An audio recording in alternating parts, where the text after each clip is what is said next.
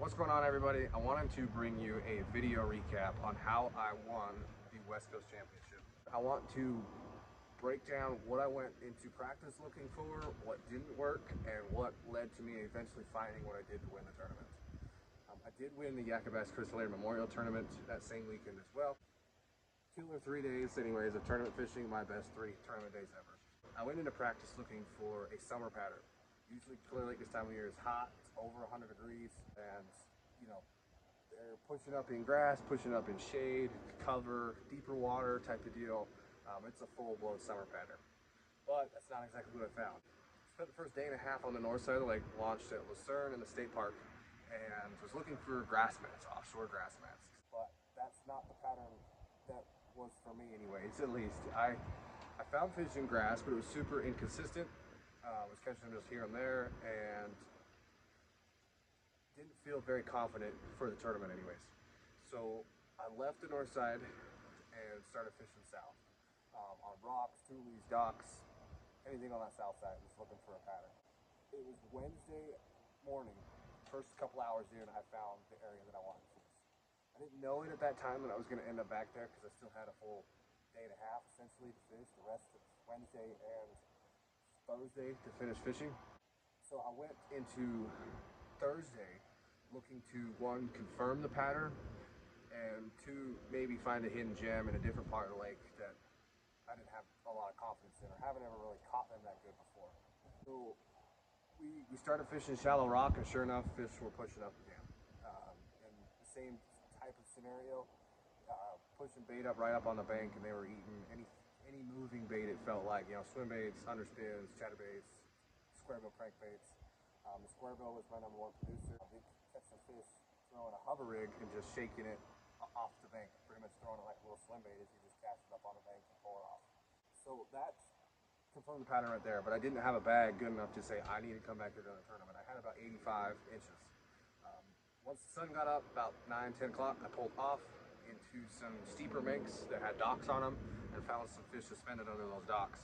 And that's what kind of led to me, okay, I can go catch fish in the afternoon or middle of the day, either in deep water, because I did catch some fish on some deeper rock piles, like, you know, deeper than 10 foot type of deal, and or suspended under docks, sitting in the shade of the docks, or up anything that was creating shade, essentially, even brush or tules. Pulled some fish out of shade pockets anyways. Those fish I was catching mainly on the hover rig, the Minky rig, strolling rig, whatever you want to call it. And you had to, you know, they were real finicky with it. You had to kind of shake it in front of their face and they just lazily come up and suck it in.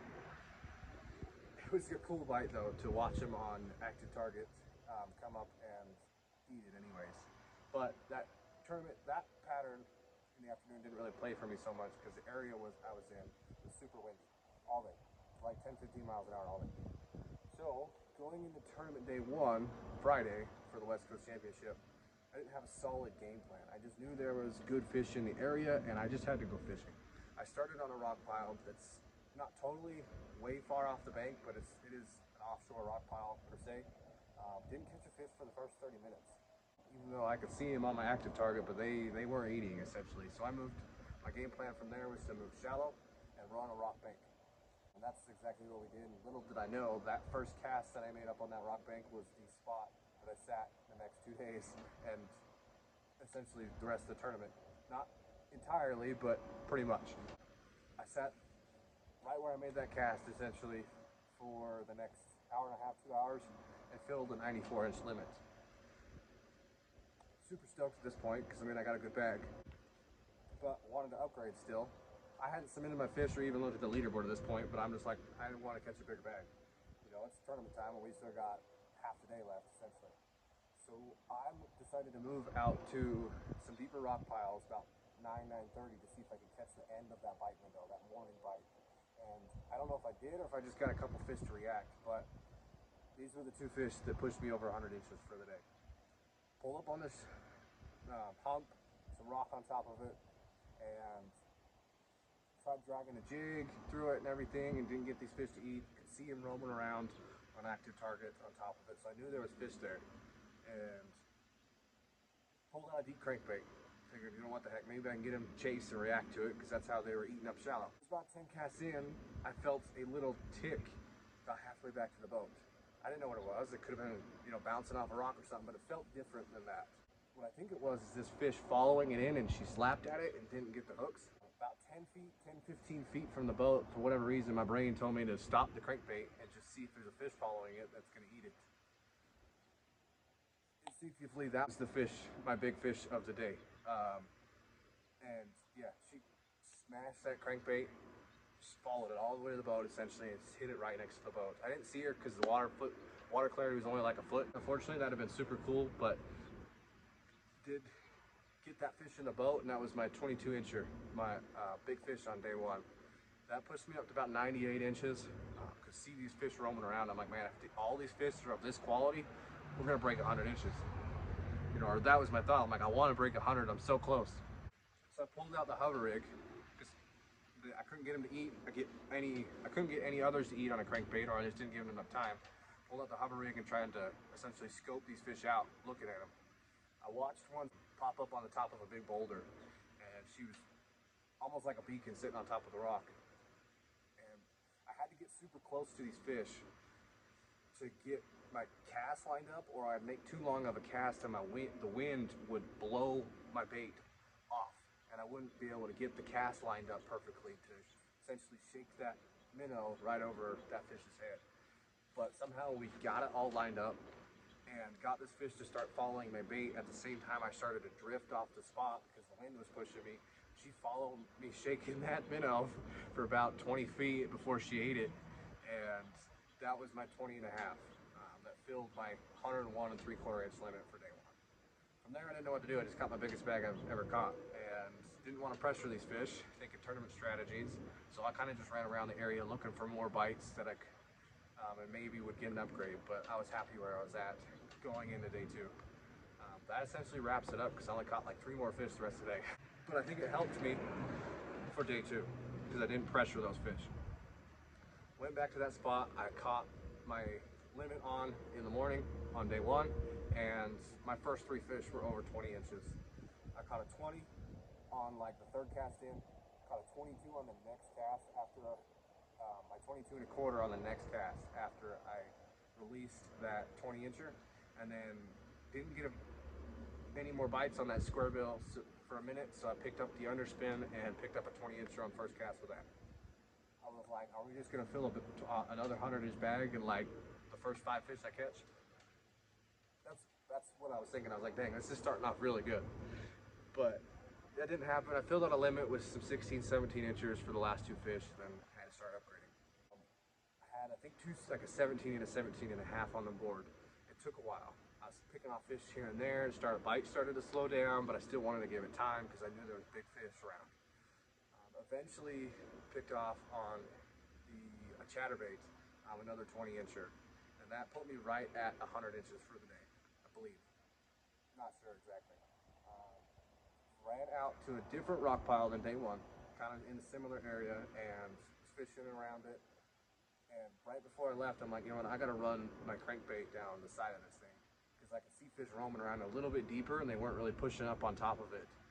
So I made a big long cast down the side, cranked it all the way down the side, and it was about 3/4 halfway to the boat, and I had caught an 18 1/4 to push me up to 100 3/4 of an inch. It wasn't a big upgrade, but that was my last upgrade for the day. And essentially, I just went around, stayed in the areas, looking for more big bites, but never got it the rest of the day. Dragging a jig, crankbait, you name it. I was just throwing anything essentially at that point to try and get these fish to react, but it really slowed down for me. I did catch some fish. I think caught a couple on a jig, a couple shallow on a square bill again, but nothing to upgrade. And everything just fell into place from there. It was a super fun tournament, and super fortunate that everything fell into place and I was able to walk away with the win for the West Coast. Now, I did have another day of tournament. I couldn't ask for any more. I just wanted to go catch a limit essentially because I knew hammered on these fish for the last 2 days. So my day 3, or the second day of the Yakka Bass tournament, started off differently. I didn't start catching big fish right away. They were finicky. This was the coldest day of the week. It was a high of 77. were short striking. They were nipping at the bait, slapping at it, and they just get skin hooked and pull off. I had like 4 big fish, or what felt like big fish, pull off before I ever caught a limit, and that was frustrating. And then I filled a limit of like 12 to 16 inches. I had like 70 inches or something like that. It was like, this isn't good. Am I gonna really do this on the 3rd day, or what's happening? But coincidentally enough, I caught a rock, and I saved that rock. I'm like, you know what the heck, maybe it's lucky rock and I'll start catching big fish after this. I put this in the boat, just threw it, you know, beside me, and yeah, it was like next cast I caught a 17 and a half, or in that general time frame. It proceeded to fill another 94-inch limit in the next hour and a half or so. So they were still there. They just maybe wanted that bite window was a little bit later due to the cooler temps or something, but super coincidental. It was just funny. I ran around the rest of the day knowing that, because that bite just kind of completely died off about 9 o'clock, 9:30. Went out deep, tried the same rock piles I caught fish on the 2 days prior, tried some other rock piles, went back shallow, worked all around the area until the last 30 minutes I ended up just a little bit deeper in about 10-12 foot of water, just off the drop off of the shallow spot I caught my fish on in the morning for the past 2 days, and picked off 2 more 19s, a 19 and a quarter and a 19 incher to fill a 96 and then I think a half, 96 and a half inch limit for the day. I mean, pretty much I couldn't ask for anything more.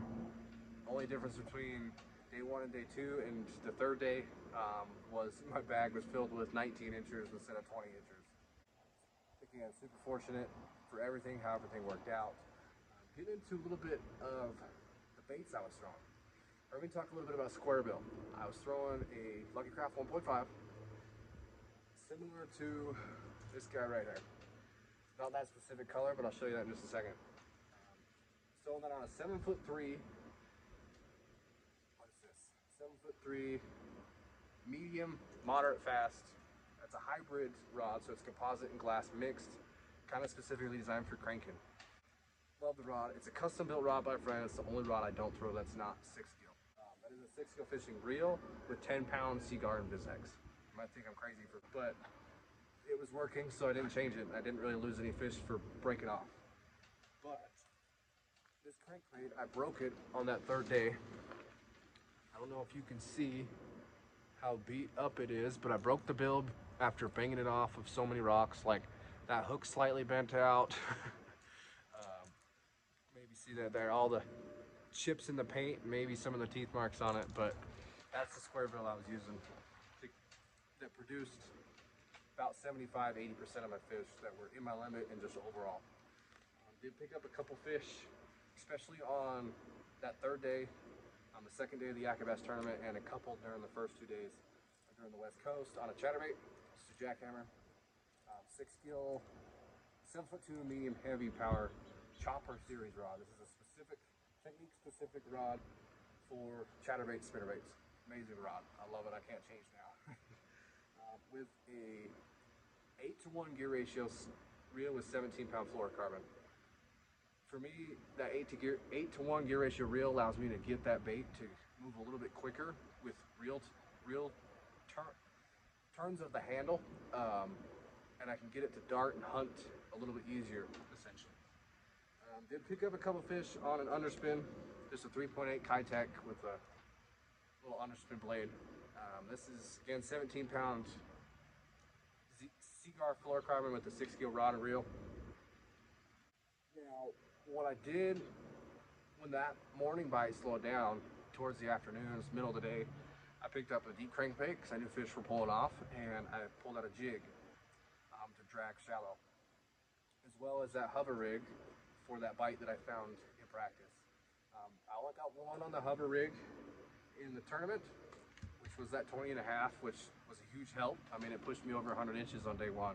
But just a little Crush City freeloader, like 1/8 ounce ball head jig on a 6-gill Cypress, 7'2" medium light, 10-pound braided, 10-pound fluorocarbon.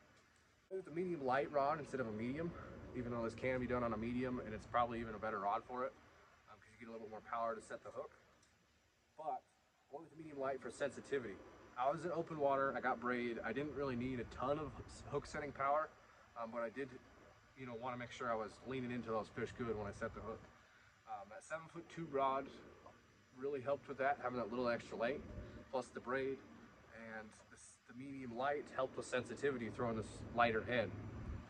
So I could feel it when that minnow essentially was shaking. The deep crank I was using, not this one specifically, but it was a Megabass Deep 6, and 7'6" heavy cranking, or heavy power cranking rod. This is the 6-gill cranking series, technique specific rod, 5:3 to 1 gear ratio reel, 12-pound fluorocarbon. I throw that 5:3 to 1 gear ratio reel on my deep cranks just for fatigue, because it's a lot easier to crank them in all day when you're throwing that slower gear ratio. You get more torque, don't wear out your wrist as fast. Moving on, we went to the jig, the producer, on the third day mainly. I didn't throw it a ton on the first 2 days, but again, 17-pound fluorocarbon, 7'3" medium heavy power 6-gill rod. Throwing that BA Custom Baits Green Pumpkin Red for the jig color, which is a green pumpkin trailer. I'm not going to name the trailer because it's discontinued anyways. Well, discontinued for now. I don't know if he's going to start making baits again or not. So that was my jig combo that produced a couple good fish on day 3, the second day of the Yak Bass tournament. Green pumpkin red is always a staple color. Anything red or orange in it in Northern California is a good color, because that's the color of the crawls around there, mixed in with natural colors. Essentially, that's the baits. I'd like to thank my sponsors. They're the ones that make this all happen and providing me some of the gear that you see here, as well as powering my kayak all day and not having to worry about issues with batteries and motor and everything like that. But EnduroPow batteries, amazing batteries, 6-gill fishing products for all of my rods and reels, and BA Custom Baits for jigs, spinner baits. They do make chatterbaits as well, buzz baits, underspins, terminal tackle, just jig heads and whatnot, you name it. But amazing products as well. That pretty much wraps it up, guys. If you see me on the water, come say hi. Don't be shy. Always love meeting people and whatnot. But I'm using this as well as kind of an introduction to my channel. And like and subscribe. If you enjoy content, I'm going to be producing fishing videos as well as tips and tricks and whatnot. So stay tuned for more content coming out here soon. Thanks for watching, and see you on the water.